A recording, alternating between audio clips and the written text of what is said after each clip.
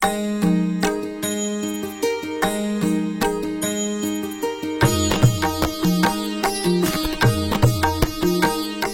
అడుగుతాడు, స్వామి కలి వచ్చేస్తున్నాడు కదా, మరి కలియుగంలో మీ స్థితిగతులు ఎలా ఉంటాయి, దయచేసి మీరు ఎక్కడుంటారో చెప్తారా అన్నప్పుడు స్వామి నవ్వేట. వెంటనే నారదుడు, అంటే స్వామి తమరు వైకుంఠంలోనే ఉంటారా, అడ్డంగా తలకాయ ఊపేట ఉండనని. అంటే స్వామి భూలోకంలో ఆలయాల్లో ఉంటారా, మరలా అడ్డంగా ఊపేట ఉండను. నారదుడికి భయం వేసింది. వైకుంఠంలో ఉండవు, దేవాలయాల్లో ఉండవు, యోగుల హృదయాల్లో ఉంటావా, ఉండనన్నట్టు మరలా. నారద మామూలు ఇంకా భయం వేసింది. ఇదేమిటి, ఎక్కడ అడిగినా ఉండనంటున్నాడు. అదే స్వామి మీరు అలా చెప్తున్నారు, మరి ఎక్కడుంటారో దయచేసి చెప్తారా మీరే. ఎక్కడ నా నామ సంకీర్తన జరుగుతూ ఉంటుందో, ఎవరైతే నా నామస్మరణం చేస్తూ ఉంటారో వారి దగ్గర ఉంటాను, ఆ స్థలంలో నేను ఉంటాను అని చెప్పడం జరిగిందట. కాబట్టి కలియుగంలో నామస్మరణం అనేది చాలా ముఖ్యము. చేసే నామస్మరణం కూడా త్రికరణ శుద్ధిగా చేయాలి, శ్రద్ధతో చేయాలి, భక్తితో చేయాలి. అంతే తప్పితే ఏదో టైంపాస్ కోసము అటు చూస్తూ ఇటు చూస్తూ అశ్రద్ధతో చేయటం వలన రావాల్సిన ఫలితాన్ని మనం పొందాం. 100% ఫలితం రావాలంటే శ్రద్ధతో చేయాలి. అశ్రద్ధతో చేయటం ద్వారా 30%, 40%, 20% వస్తుంటుంది. కాబట్టి ఆ పరబ్రహ్మ స్వరూపుడు సూచించిన విధంగా శ్రద్ధ కావాలి. ప్రతి సాధకుడికి శ్రద్ధ కావాలి, సహనం కావాలి. ప్రతిరోజు మనం చెప్పుకుంటూనే ఉన్నాం, శ్రద్ధ సహనం, శ్రద్ధ సహనం, శ్రద్ధ సహనం. ఎందుకంటే ఇదే బేసిక్ క్వాలిఫికేషన్స్ అంటే సాధకుడికి ఇదే. మిగతావన్నీ పక్కన పెట్టండి. ధ్యానం చేస్తావా, ఇంకోటి చేస్తావా, ఇంకోటి చేస్తావా, ఏమి చేయాలన్నా శ్రద్ధ సహనం కావాలి.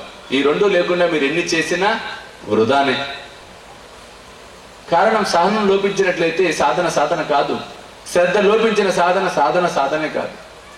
ఆ రెండు కావాలి అంటే ఆ పరబ్రహ్మ స్వరూపుడు మనకు అందించినటువంటి సాయి సచ్చరిత్రను పారాయణం చేసినట్లయితే, సాయి నామస్మరణం చేసినట్లయితే ఖచ్చితమైనటువంటి శ్రద్ధ సహనం అనేవి మనలో కలిగే తీరుతాయి.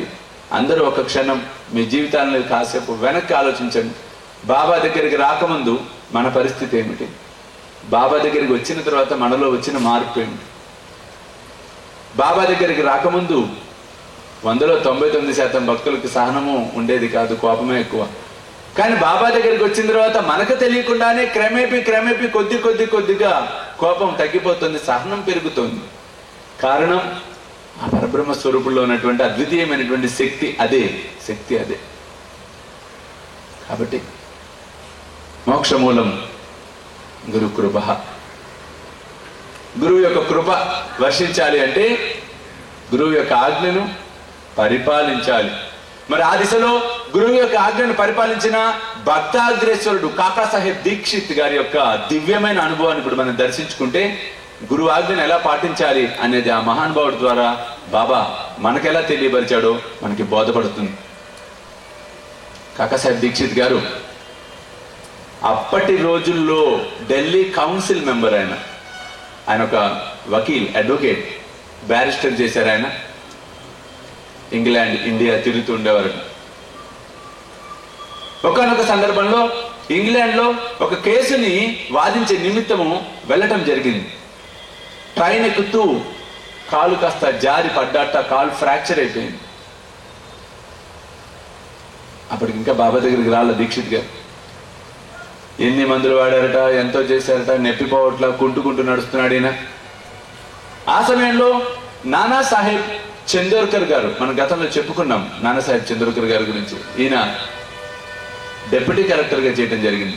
బాబా భక్తులందరూ ఒక స్థాయిలో ఉన్నటువంటి వారు, అది కూడా వారంతటా వారుగా రావటం అనేది జరిగింది. అనుమంది ఉన్నవారిని ఈడ్చుకొచ్చేటట్టు చేశాడు బాబా. ఒకసారి నాన్నగారు వృత్తాంతం చూద్దాం, ఇంట్రడక్షన్ ఎలా ఉంటుందో. నానాసాహెబ్ చందోర్కర్ తన పరిగణలో సిరిడి గ్రామం ఉంది. కలరా ప్లేగు వ్యాధికి అన్ని ఊర్లలో ఎంతో మంది మరణిస్తున్నారట. కానీ సిరిడి గ్రామం నుంచి ఒక్కరు కూడా మరణించినట్టు అతనికి మెసేజ్ వార్త రాల. ఆశ్చర్యపోయాడు, ఇదేమిటి సిరిడి గ్రామం నుంచి ఎవరు చనిపోలేదు, చనిపోయిన దాఖలాలు లేవు, ఏమిటి కారణం అంటే